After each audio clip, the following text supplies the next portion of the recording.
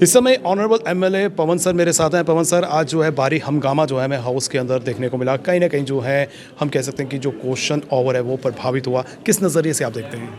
देखिए, मैं समझता हूँ कि कल जो हमारे आदरणीय मुख्यमंत्री हैं उनके मुंह की जो शब्दावली थी वो टोटली अनपार्लियामेंट्री थी।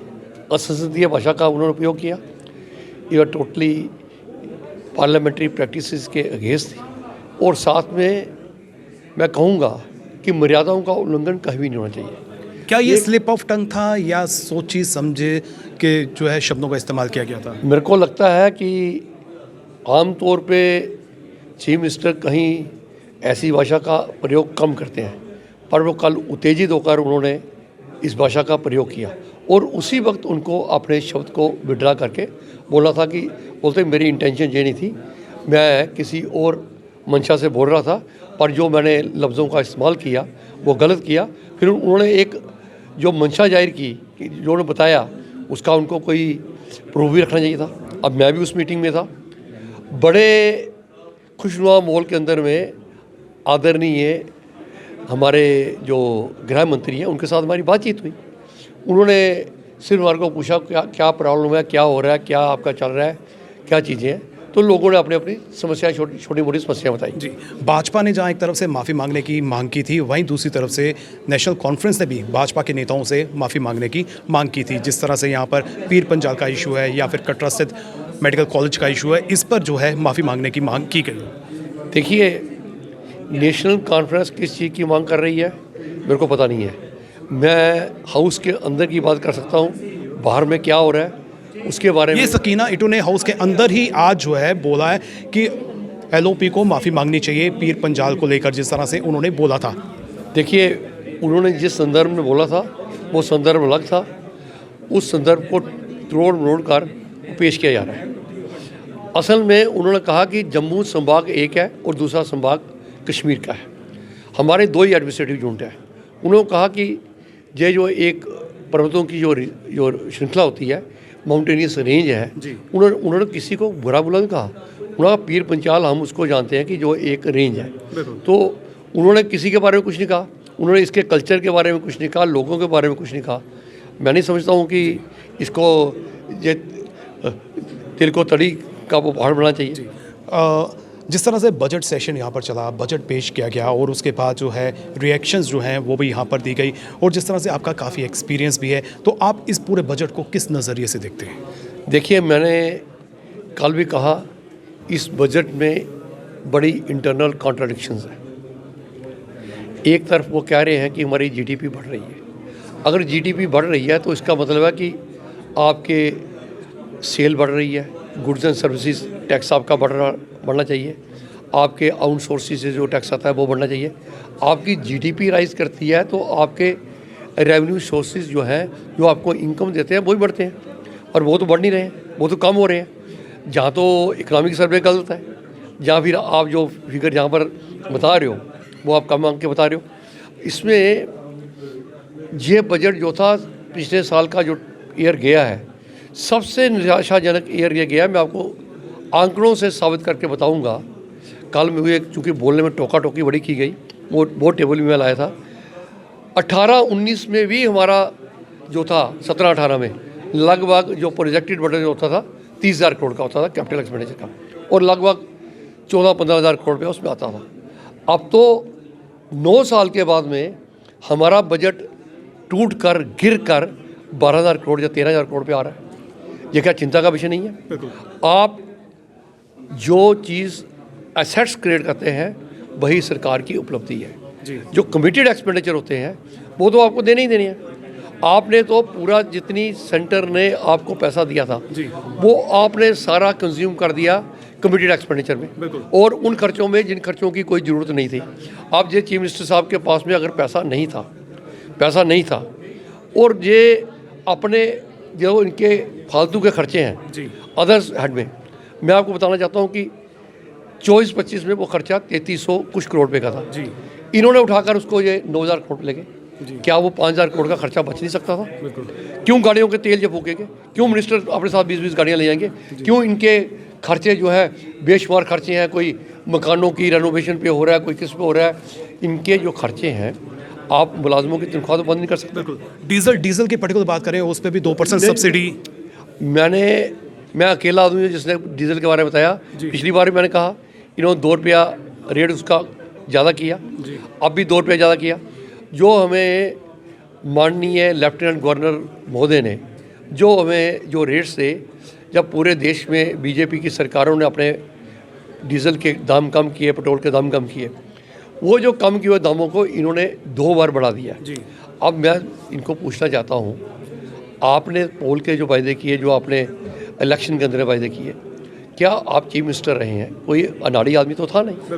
आप सेंटर में भी एक मिनिस्टर की हैसियत से आपने काम किया, यूनियन काउंसिल ऑफ मिनिस्टर्स में।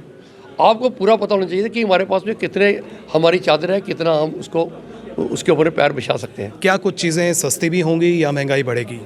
महंगाई बढ़ेगी, और सबसे दुखद बात यह है कि जो कैपिटल एक्सपेंडिचर कम हुआ, इसके ये तो एक बड़ी चिंता का विषय है।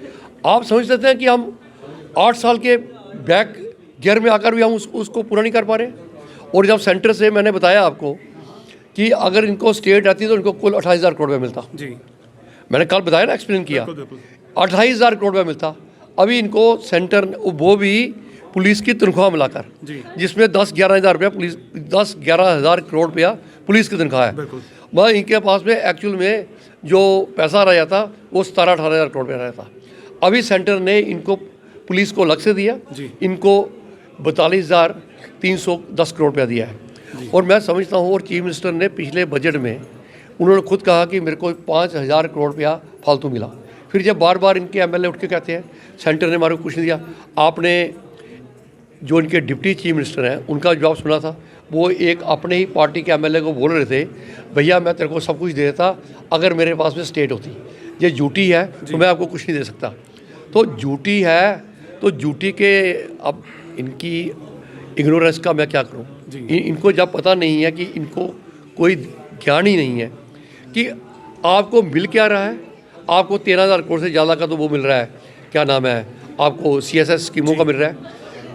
3500 कुछ करोड़ रुपया इनको शासकीय में मिल रहा है। फिर उसके बाद में देखिए, इन्होंने पिछले साल में एक बड़ी बजट में बड़ी चालाकी की थी। इन्होंने एक हेड होता है रेवेन्यू रिसीट में, इन्होंने लिखा कि हमारे को एडिशनल रिसोर्स मोबिलाइजेशन से या क्रिस्प में, वो क्रिस्प वर्ड यूज़ किया। क्रिस्प होता है पेमेंट को ऑनलाइन कैसे किया जाता है, वो एक सॉफ्टवेयर है। तो उसमें इन्होंने 7600 कुछ करोड़ रुपया बताया कि हमारे को उसका आमदनी होगी। तो बाद में उसको रिवाइज करके जीरो किया गया, इस साल में भी जीरो किया गया। इसका मतलब ये गिमिक्री करते हैं। मतलब ये कोई आदमी इनको पूछे कि वो 7600 करोड़ से ऊपर का पैसा लगभग, वो फिगर्स मेरे कागज़ पर लिखी हुई हैं, वो कहाँ से आया और कहाँ से उठ गया। बिल्कुल नहीं, वो पिछले बजटरी एस्टीमेट में आया, फिर बजटरी एस्टीमेट जो रिवाइज हुए उसमें से चला गया, और इस बार के बजट में उसका कोई मेंशन नहीं है। अभी ये इसमें इन्होंने लिखा कि हम 2200 करोड़ रुपए की डीमॉनिटाइजेशन करेंगे, उसकी मॉनिटाइजेशन ऑफ गवर्नमेंट असेट्स करेंगे, पर गवर्नमेंट असेट्स को बेचेंगे। वो एक नॉन डेट क्रिएटिंग असेट होता है। पर अब तक फरवरी आ चुका है, कौन से असेट्स ये सेल कर रहे हैं, बताइए मेरे को, कौन से असेट्स ये सेल कर रहे हैं। बिल्कुल कोई असेट्स इन्होंने सेल तो नहीं किया, कोई सेल नहीं किया। अब इनके दिमाग में होगा कि हाई कोर्ट को हम बेचेंगे। भाई हाई कोर्ट बनेगी नहीं तो उसको सेल कर पाओगे, अगर बनने में 5 साल लगेंगे। तो आपने कैसे रिफ्लेक्ट कर दिया, यही हमारे प्रीवियस गवर्नमेंट करती थी, कहीं बाहर से कोई ऐसी फिगर ले आती थी। और आपको याद है 3 साल मैंने PDP के बजट को, जो डॉक्टर द्राबू के बजट को मैंने असेंबली में चैलेंज करके बोला कि आप गलत फिगर्स आते हो, और मैं चैलेंज कर रहा हूँ। मैंने अभी मैं कह रहा हूँ कि वो फिगर कहाँ से आई, कैसे आई। तो अच्छा, और इनको ये दूसरा ख्याल है कि पहले तो कि सेंटर हमारे को कम दे रहा है, अब आपको पता लग गया लगभग 15,000 करोड़ रुपया इनको फालतू मिल रहा है। 10,000 करोड़ पुलिस का फालतू मिल रहा है। कितना हो गया, 25,000, लगभग 24-25,000 करोड़ रुपया इनको फालतू मिल रहा है झूठी की वजह से, जो सेंट्रल इनको असिस्टेंस दे रहा है। और ये बोलते हैं कि हमारे को फाइनेंस कमीशन, वो ग्रांट वैसे ही आएंगी जैसे पहले आती थी, और सेंट्रली स्पॉन्सर्ड स्कीम की ग्रांट्स वैसे ही आएंगी जैसे पहले आती थी। तो फिर इनको इन्होंने पूरी असेंबली में ये शोर डाल के रखा कि भाई देखिए जी, इन्होंने सारा पैसा जो है वो हमारा चला गया। और फिर इन्होंने एक बात कही कि जीएसटी जो है, जीएसटी ने लूट लिया हमारे को, ये जीएसटी खा गए, ये ले गए। भाई ऐसे लोगों की असम्बली बनेगी ये तो डॉक्टर बी.आर. अम्बेडकर ने 1950 में सोचा नहीं होगा कि जिन लोगों को ये पता नहीं है कि जीएसटी होता क्या है। बिल्कुल। जीएसटी जो है ये कंजप्शन बेस्ड टैक्स है, ये डेस्टिनेशन बेस्ड टैक्स है, ये ओरिजिन बेस्ड टैक्स नहीं है। जे.एंड.के में चीज़ आएगी तो उसको अगर 18% जीएसटी है उसका 9% इनको मिलेगा पहले, फिर जो सेंटर को जाएगा उसमें से भी इनको शेयर आएगा 41-40%, उसको अप्रॉक्सीमेटली वो भी आएगा। तो इनका कौन पैसा खा गया। और जब से जीएसटी आया, जो स्टेट्स अपनी प्रोडक्शन नहीं करती हैं, जिन स्टेट्स के अंदर में जो है खाली कंज्यूम करती हैं, उन स्टेट्स के अंदर में जीएसटी उनको काफ़ी फ़ायदा हुआ। आपको पता होगा जीएसटी जब चालू हुआ तो उस वक़्त गुजरात में, महाराष्ट्र में, तमिलनाडु में, कर्नाटका में उन लोगों ने काफ़ी चीज़ के इसके बारे में प्रोटेस्ट किया कि भाई हमारा जो जीएसटी लूज़ हो रहा है वो हम क्या करेंगे, जो हमारा जो टैक्सेस। तो पर चूँकि कंट्री को वन नेशन वन टैक्स में लाना था, तो ये एक बड़ा साहसिक और ये हिस्टोरिक कदम था, आदरणीय मोदी ने किया। आज इसका लाभ पूरे देश को मिल रहा है।